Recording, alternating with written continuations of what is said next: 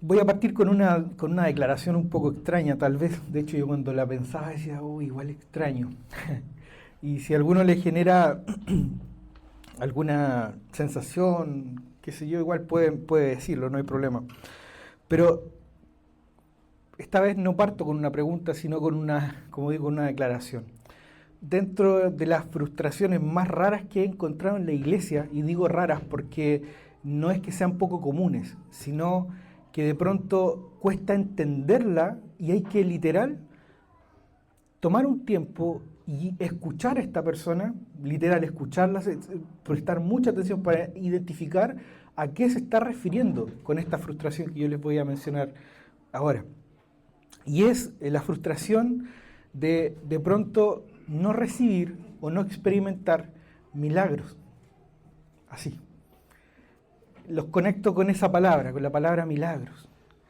Muchas veces me ha tocado escuchar a personas diciendo es que yo no he visto, yo no veo, no he logrado recibir, he orado, he buscado del Señor, he conversado con gente, he estado en un montón de reuniones, de situaciones y no he experimentado el milagro que estoy pidiendo. Y a veces, ojo, no sé si a ustedes les ha pasado, de pronto en la experiencia de los que aquí estamos, sí, pidiendo algo específico, ¿sí? No como desde la ambigüedad de decir, Señor, obra y haz milagro, sino que de pronto incluso diciendo, Señor, esto en particular es lo que te estoy pidiendo. Y yo de verdad que cuando escucho eso, insisto, me pongo a pensar y digo, ¿a qué te refieres con milagro? Cuando esperas en el Señor un milagro, ¿cuál es el punto? ¿Qué estás pidiendo finalmente? ¿A qué es a lo que te estás enfocando? ¿Cuál es el milagro que estás pidiendo? Ahora, ahora hago de pronto la pregunta, después de haber dicho esto, ¿cuándo fue la última vez que tú experimentaste un milagro de parte del Señor? No sé si alguien quisiera responder a esa pregunta. No sé si alguien quisiera decir, yo sí, la verdad que he experimentado esto de parte del Señor y para mí, en la forma en la que yo lo entiendo, esto es un milagro. Insisto, dejo la pregunta abierta. ¿Alguien quisiera decir, yo la verdad que he experimentado un milagro de parte del Señor? De pronto habría que entender a qué nos referimos con milagro también, ¿cierto? Es también otro punto. ¿Por qué no? ¿A qué nos referimos con la palabra milagro?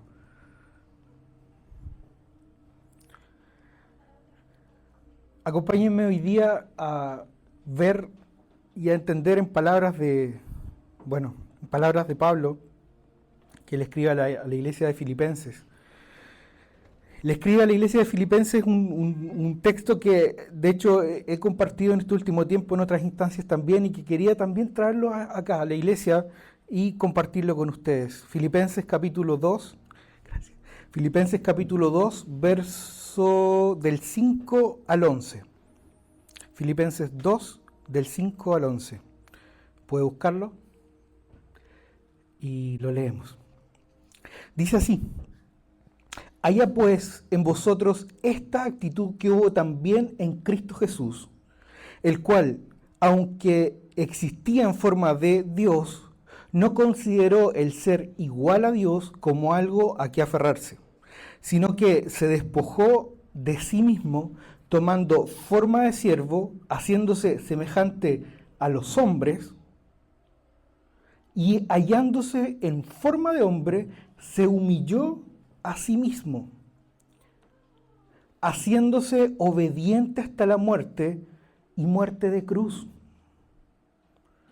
Por lo cual Dios también le exaltó hasta lo sumo y le confirió el nombre que es sobre todo nombre, para que al nombre de Jesús se doble toda rodilla y todos los que están en el cielo, en la tierra y debajo de la tierra, y toda lengua confiese que Jesucristo es el Señor, para gloria de Dios Padre. Yo tomo este texto y la verdad que pienso en Pablo compartiendo esta idea, no tan solo a una persona, no tan solo a alguien en particular, sino que a una congregación. Y yo me pregunto, ¿Cuál habrá sido el sentido o la idea de Pablo al transmitir esto?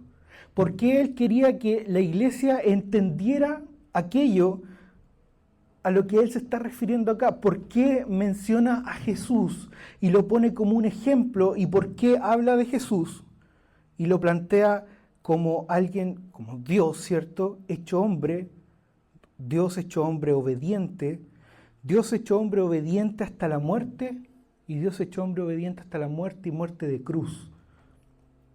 Sabemos y entendemos que desde el ser cristiano, desde el entender la fe, experimentamos a Dios a través de la persona de Jesús. Sabemos que la forma más propia o consciente o la forma más, incluso voy a ocupar esta palabra, hermosa de acercarnos a la persona de Dios es a través de Jesús. Por ejemplo, solo por ejemplo, vemos a Jesús sanando gente, ¿cierto? Vemos a Jesús acercándose a los necesitados. Vemos a Jesús que casi como una imagen de lo que podría ser tu vida o la mía, se acerca a un leproso en algún momento. Pueden ustedes revisar la historia ahí en los primeros capítulos del libro de Marcos, una de las tantas historias. El Evangelio según Marcos relata una historia en la que Jesús se acerca y extiende la mano hacia alguien que tiene lepra. Entonces, cuando empiezan a ocurrir ese tipo de cosas alrededor de la gente de ese tiempo, ¿qué es lo que la gente empieza a identificar? Aparte de algo que realmente quiebra las lógicas de la sociedad de ese entonces, que es acercarse a un leproso. ¿Sabían ustedes, cierto, que, por si acaso no, pero les cuento, la gente literal andaba con una especie de campanita, ¿cierto? Hoy día yo lo podría llamar así, una especie de campana y tenía que andar gritando, soy leproso, soy leproso. ¿Por qué? Porque ellos iban pasando por lugares periféricos de la ciudad y si en algún momento tenían que acercarse más, ellos tenían prácticamente la responsabilidad de ¿qué? De decir soy leproso para que la gente se aleje de ellos. En algún momento, de hecho estoy pensando en este momento, ¿cuándo fue? Creo que el primer año de centro más o menos, tuve la oportunidad de compartir una reflexión justamente sobre ese texto que estoy citando ahí en Marcos. Y, perdón, y yo les decía lo complejo que es realmente ponerse en el caso de esa persona en el que uno podría decir ya físicamente está viviendo una tremenda enfermedad, algo que en ese entonces no tenía cura, algo que era no tan solo una enfermedad física, que por cierto lo podía llevar a la muerte, sino que aparte de eso no podía ver ni estar con su familia, no podía estar con los que amaba, se alejaba completamente de todo lo conocido por él o por ella. O sea, la lepra en sí representaba una forma de exclusión, pero sin vuelta, sin regreso, sin esperanza, literal. Y Jesús se acerca y lo toca. Me gusta mucho la imagen de ver a Jesús en la cruz, en el momento que fue crucificado, y con los brazos abiertos, un poco también, y en esta imagen, ¿cierto?, abriendo los brazos a quienes ha recibido y a quienes recibirá, ¿cierto?, a través de ese sacrificio, pero también extendiendo la mano y justamente para tocar, para abrazar, para estar con aquellos que en algún sentido podemos tener lepra o pudimos haber tenido lepra en el corazón. ¿Qué empieza a ver la iglesia? ¿Qué empieza a ver la gente que conoce a este Jesús? ¿Qué empiezan a ver los discípulos? Los discípulos empiezan a ver milagros. Cosas que por mano humana, lo voy a decir lo más en simple posible, no podrían ocurrir, ¿cierto? Atribuibles solamente a la obra y el poder sobrenatural de Dios.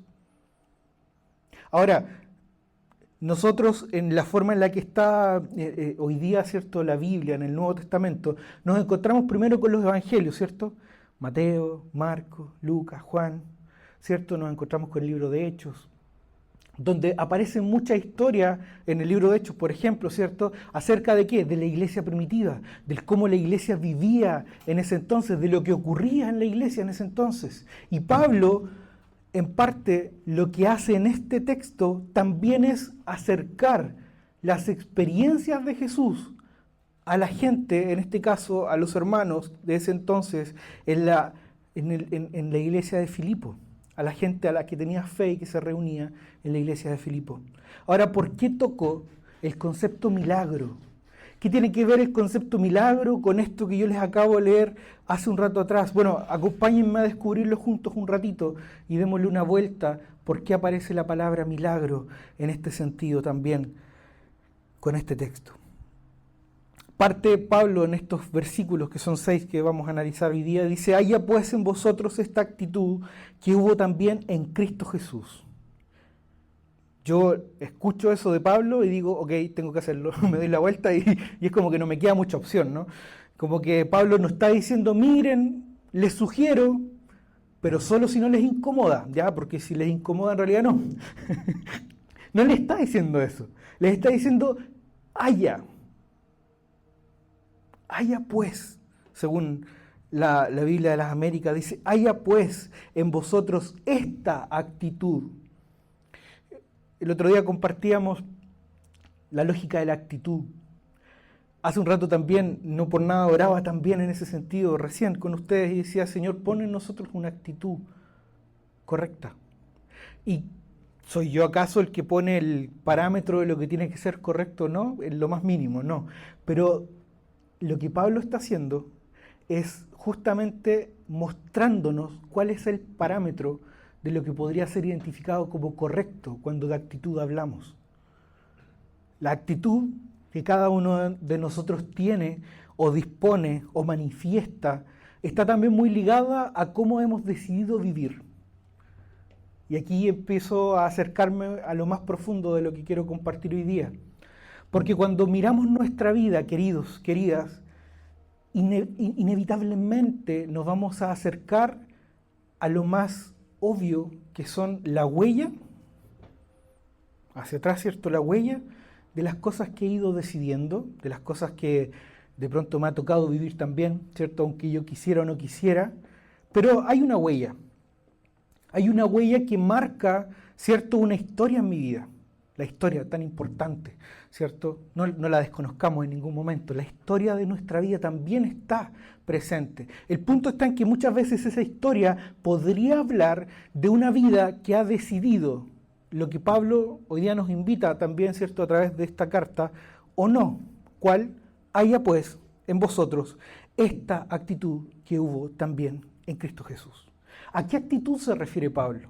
¿Cuál es la idea que Pablo está queriendo dejar en esta iglesia cuando les dice, hermanos, queridos, haya pues en vosotros esta actitud? Tengan esta actitud. Hoy día, de pronto, yo podría mirarlos a todos ustedes y decir, iglesia, tratemos de pensar y de actuar como lo hizo Jesús. Y tal vez esté hablando de actitud. Me alejo un poco de la palabra actitud y pongo otros dos conceptos. Pensar, actuar. Lo que Pablo está haciendo en este contexto es decirle a la iglesia, ¿saben? Cuando hemos decidido escuchar, conocer y seguir a Jesús, entonces hay pensamientos y hay conductas que van a estar sí o sí presentes en la vida de cada uno de ustedes, en la vida de cada uno de los que hemos decidido seguir al Señor. Ahora, yo pensaba, esto puede causar molestia incluso. De hecho, si ustedes me preguntan a mí al principio, como que me conflictúa en varios puntos. Y digo yo, ya, pero ¿quién pone el estándar? ¿Quién pone el parámetro? Y claro, la primera respuesta lógica es, el parámetro no lo debiera poner ninguno de nosotros, ¿cierto? Ninguno de nosotros debiera decir, así es como tenemos que vivir, o esta debe ser nuestra actitud. Sin embargo, entonces, ¿quién es el parámetro? ¿Quién es? Bueno, el mismo texto lo responde. La intención que tiene Pablo es seria. La intención que tiene Pablo es súper clara. Y dice que hubo también en Cristo Jesús.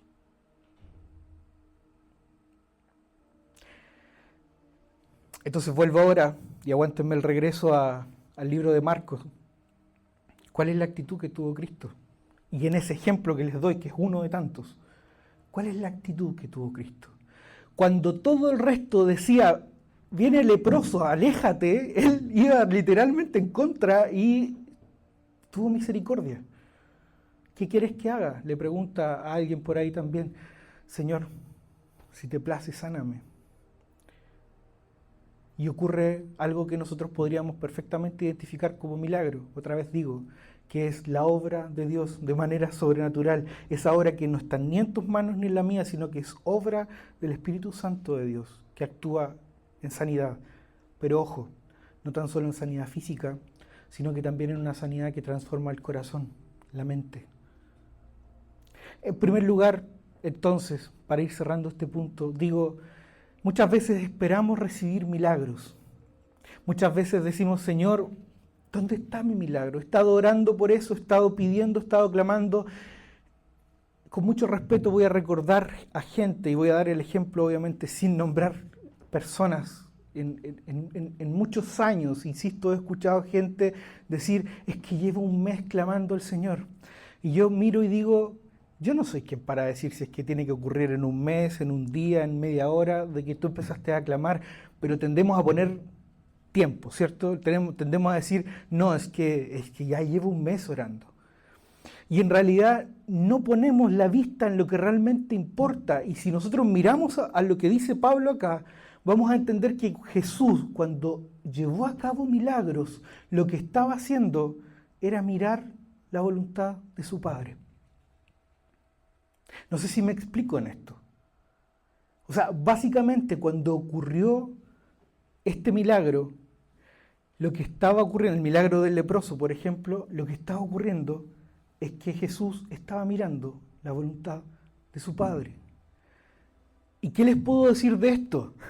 No es que el Señor, ¿cierto?, se plantó frente a esta persona y oró un mes o 2 meses, o fue solamente en ese momento. Ustedes podrían imaginárselo de distintas maneras. Pero lo cierto acá es que el Señor estaba enfocado en una actitud, en un deseo, en una decisión, en un pensamiento que estaba basado en lo que su Padre quería. Entonces acá en este momento, cuando habla Pablo acerca del mandato, de haya pues en vosotros, yo podría preguntarles, gente querida, hermosa, ¿está en nosotros ese anhelo más allá del milagro de pronto? Más allá de aquello que espero recibir, antes de ver el milagro, dicho de esta manera, antes de ver el milagro, ¿está en nosotros el deseo de la actitud que tuvo Cristo? De buscar la voluntad del Padre, de buscar decir, Señor, Dios Padre, yo anhelo, yo deseo, yo me esfuerzo por seguirte. ¿Qué piensan de esto? No sé si en algún momento los conecta en realidad con alguna historia de vida que ustedes tengan. No sé si esto los conecta en algún sentido con alguna necesidad que están pasando en este momento. Yo no sé, desconozco si es que esto podría ser o no una lucha en tu vida en este tiempo, de decir, Señor, pero si yo estoy clamando por aquello que necesito, que es evidente. Queridos, para los que se logran conectar al tiempo de oración, por ejemplo, los lunes, por mucho tiempo hemos orado por trabajo, por ejemplo, para muchos de los que forman parte de esta iglesia. Hemos orado por sanidades, hemos orado, hace un tiempo atrás me acuerdo, para los que no conocen esta parte de la historia, les cuento también, en Centro en algún momento nuestros padres, y hablo porque también estaba incluida mi madre, nuestros padres empezaron a vivir muchas situaciones complejas, ¿sí? Muchas situaciones de enfermedad. Y en ese tiempo me acuerdo haber empezado y haber terminado cultos, reuniones, orando al Señor por sanidad. Yo puedo decir que el Señor respondió. Otros de ustedes podrán decir también, sí, el Señor respondió. Pero ¿cuál es el foco de la oración que busca milagros? ¿Cuál es el foco de la oración de aquella persona que busca la obra de Dios? ¿Cuál es el foco de aquella persona que busca tener un testimonio en el que diga, el Señor está obrando en mi vida? Y acá Pablo habla y dice, entonces, el deseo y el anhelo de cada uno de esos, de cada uno de nosotros, cada uno de los que forman parte de la iglesia, ¿cuál debe ser?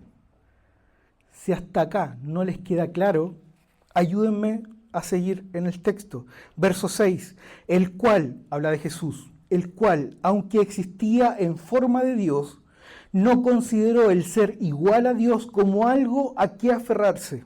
Fíjense el corazón de Jesús que conoce Pablo y que está transmitiendo a esta iglesia, sino que se despojó a sí mismo tomando forma de siervo, aquel que está dispuesto a entregar su vida, ¿cierto? Haciéndose semejante a ¿qué? A los hombres, a nosotros, hombres y mujeres. Y hallándose en forma de hombre, se humilló a sí mismo, haciéndose obediente hasta la muerte y hasta la cruz, y muerte de cruz. Por lo que Dios también lo exaltó hasta lo sumo y le confirió el nombre que es sobre todo nombre. El camino, queridos, trazado de la vida que experimenta milagros es un camino como el de Jesús. De pronto podemos pedir, orar, clamar al Señor y decir: Señor, obra en milagros, Señor, obra.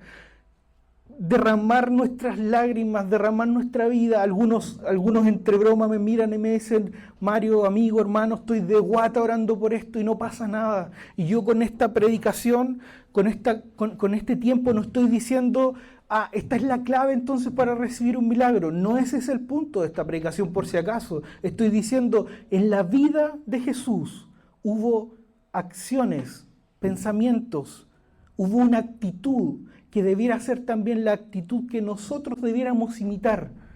Y esa actitud tuvo por consecuencia la obra de Dios en ti y en mí. Si Jesús no hubiese decidido obedecer, si Jesús no hubiese decidido amar, si Jesús no hubiese decidido obrar, pensar, obedecer como lo hizo, la verdad, no sé qué habría pasado. No tengo una respuesta a eso. Nos encontramos con la parte en la que Jesús obedece, con la parte en la que Jesús se humilla, con la parte en la que Jesús no tiene su esencia como algo mayor, sino que decide humillarse haciéndose semejante a nosotros. Esa es la vida que Jesús nos muestra y es la vida que lo lleva hasta el final. ¿A qué? A morir. Uf. ¿Y es que acaso eso es prometedor de algo? ¿Y es que acaso eso nos llena de ánimo y dice: genial, entonces voy a seguir obedeciendo, ¿cierto? Voy a seguir buscando al Señor, voy a seguir obrando y pensando y tratando de que mi vida se acerque más a la de Él? Porque lo que Pablo está diciendo acá es que con esa actitud que tuvo Cristo, fue asesinado. Entonces no es muy prometedor, no es muy lindo, no es algo que sea parte de lo popular, diría alguien por ahí, ¿cierto? Sin embargo, si nosotros vemos el camino de Jesús y la forma en la que Él nace y la forma en la que Él muere, nos vamos a encontrar con alguien, con una persona llamada Jesús, que estuvo dispuesta a obedecer a su Padre hasta la muerte. Ahora, ¿qué es lo que pasa? ¿Qué es lo que pasa con esto? Y por eso es que digo que es importante hablar de milagros con este tema. Porque lo que pasa es que cuando Jesús obedece y lleva su vida a experimentar todo lo que experimentó, ocurre algo que ni tú ni yo pudimos hacer. No tenemos forma, no hay manera en la que hagas algo tú o haga algo yo para replicar o acercarnos a hacer lo que hizo Cristo por nosotros. La fe cristiana se basa en que Dios envía a su Hijo y ese Hijo decide entregar su vida por nosotros y hacernos nuevas criaturas, darnos vida eterna, acercarnos al Padre. Les decía hace un rato, cómo nosotros nos acercamos al Padre a través de la persona de Jesús, es Dios mismo tocando el leproso a través de la persona de su Hijo. O sea, podríamos decir, el corazón de Dios, la intención del Padre, es la que el Hijo llevó a cabo. es la que el Hijo obedeció. Es Dios Padre, por tanto, queriendo tocar a esa vida, extendiendo la mano a través de su Hijo. Si hoy día nosotros dudamos o de pronto, y esto como de pronto una nota al margen, si nosotros dudamos o no vemos muchas veces con claridad cómo es Dios, cuál es su corazón, cuál es su intención, qué es lo que Él desea para tu vida o espera, mira a Jesús. En Jesús vas a encontrar la imagen perfecta de Dios. Es Jesús y su actitud, su forma de vivir y cómo Él decidió llevar a cabo todo lo que hizo en su vida, lo que hoy día a nosotros nos muestra claramente cuál es el corazón, la intención, el deseo de Dios, nuestro Padre. Sin la persona de Jesús, sin este camino, sin esta verdad, sin esta vida, no nos podríamos haber acercado claramente a entender, a conocer, a saber cómo es nuestro Padre. No lo hubiésemos podido llamar Padre. Entonces muchas veces pedimos milagros o buscamos experimentar la obra sobrenatural de Dios y decimos, qué bueno sería ver milagros. Algunos, yo lo he escuchado, de pronto no apunto a ninguno de nosotros en específico, pero no es raro en medio del pueblo cristiano escuchar, hoy es que se movió la presencia del Señor, hoy es que estuvo bueno porque alguien, no sé, manifestó, fue muestra de la obra del Señor, y eso, qué bueno, amén, amén. Pero ¿saben? Pasando ya al final,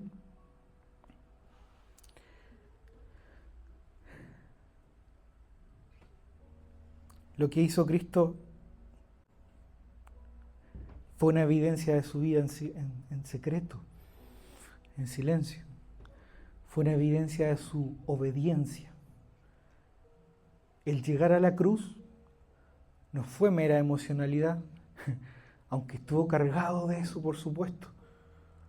El llegar a la cruz en obediencia por amor a ti y a mí fue la muestra de un hijo dispuesto a tener una actitud que buscaba adorar a su Padre.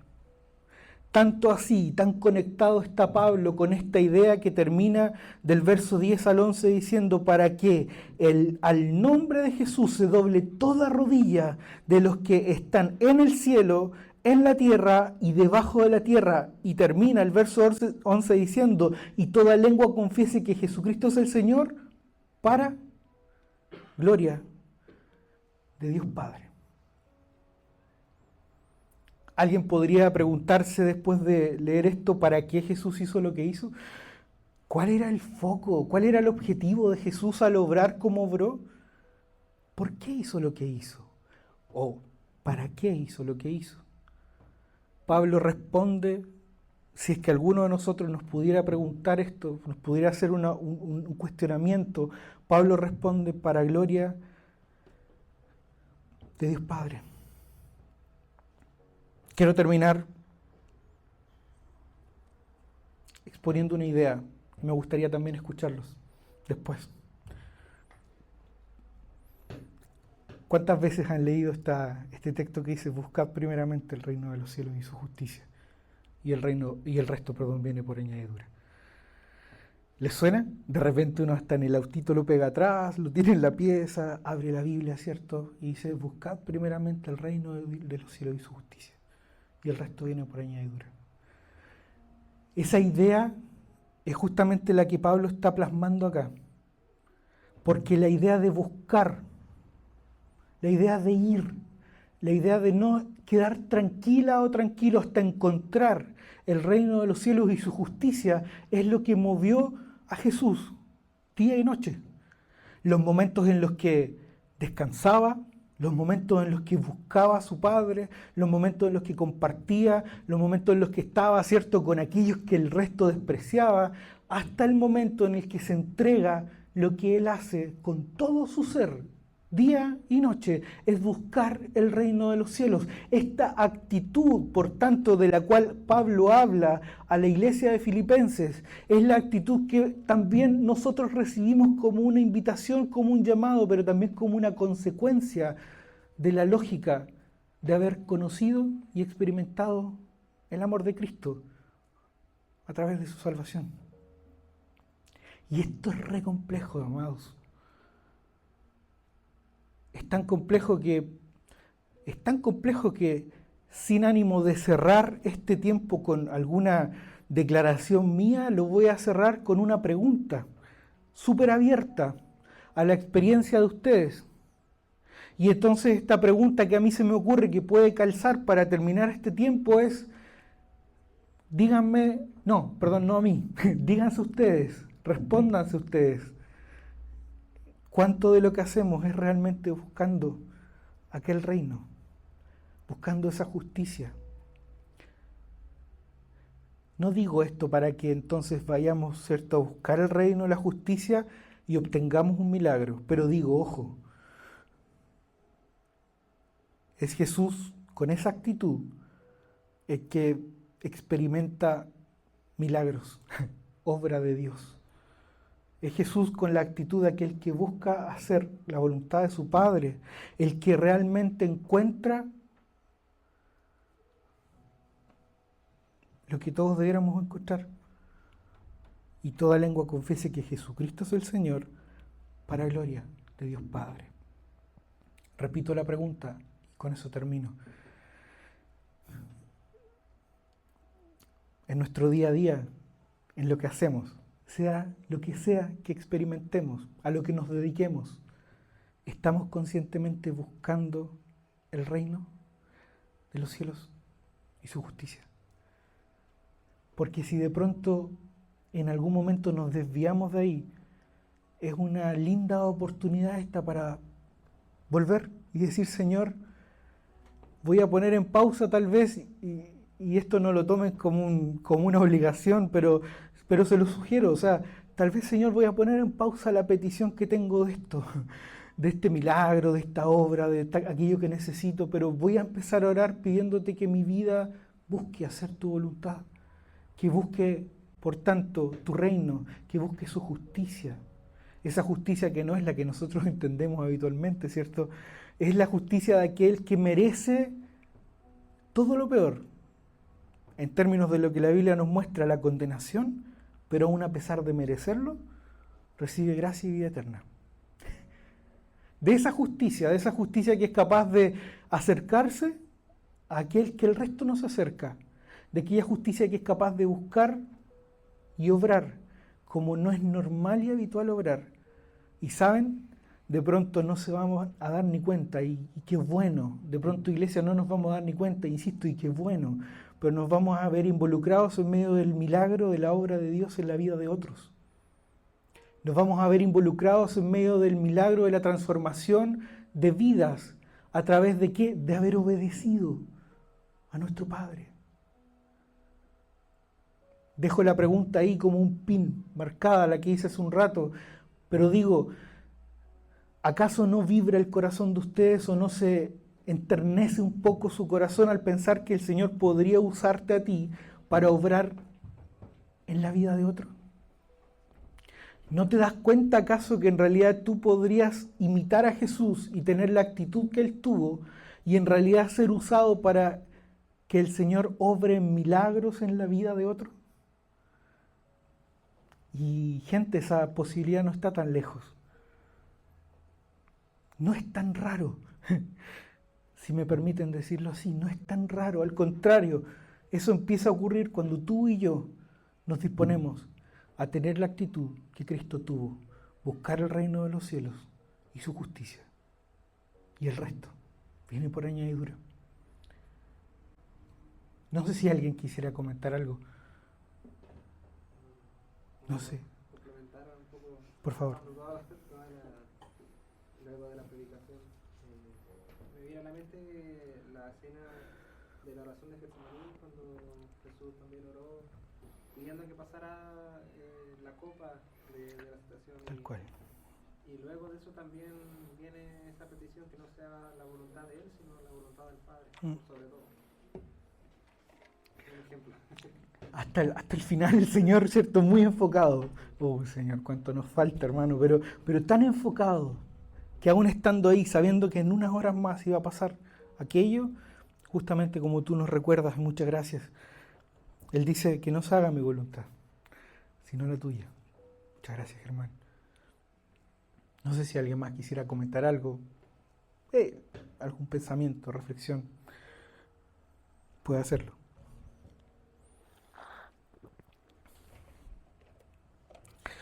Acompáñenme a orar. Oremos. Oremos al Señor. Oremos para que Él nos permita poner la mente y el corazón en lo que conviene, ¿cierto? Y esta capacidad limitada de pronto que tenemos de pensar, de tomar decisiones, que, bueno, que sea utilizada de forma lo más eficiente posible, ¿cierto? Ahorrándonos muchas veces tanto conflicto y decidiendo como el Señor decide. Oremos al Señor, para que Él también haga este milagro en el corazón de nosotros.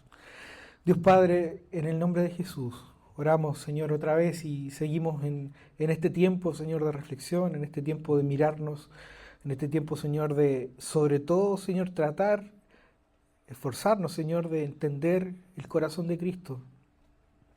Ese corazón que entregando todo, Señor, teniendo todo, entrega todo para gloria y honra tuya, Señor, oh Dios. Nuestra vida, Señor, nuestro pasar por este mundo, por esta tierra, sin duda está llena, recién lo decía Miguel, llena de tantas cosas. Y eso en lo personal, de pronto podemos entender que estamos pasando por tantos procesos. Y tampoco es habitual muchas veces, oh Dios, mirar a la gente, mirar a los que están alrededor nuestro, extender un poco la mirada al horizonte y darnos cuenta que en todas partes, Señor, hay tanto sufrimiento, hay tanta confusión. Hay tantas vidas que buscan en cosas que realmente no llenan. Hay tantas vidas que buscan ser satisfechas lejos de ti. Que en este tiempo rogamos, Señor, que pongas en nuestro corazón la actitud correcta. Que pongas en nuestra vida, Dios, el deseo, el anhelo de buscarte a ti por sobre todas las cosas. Primero, esa lógica de justicia, esa lógica de amor incondicional, esa lógica, Señor, de aquel que está dispuesto a ir por los demás, por los otros, de entregar. Dios, ayúdanos. Necesitamos continuar recibiendo esta obra tuya en nuestra vida como iglesia, como personas, como familias que componemos esta congregación. Dejamos este tiempo en tus manos, Dios, y solamente pedimos que continúes haciendo el milagro en cada uno de nosotros.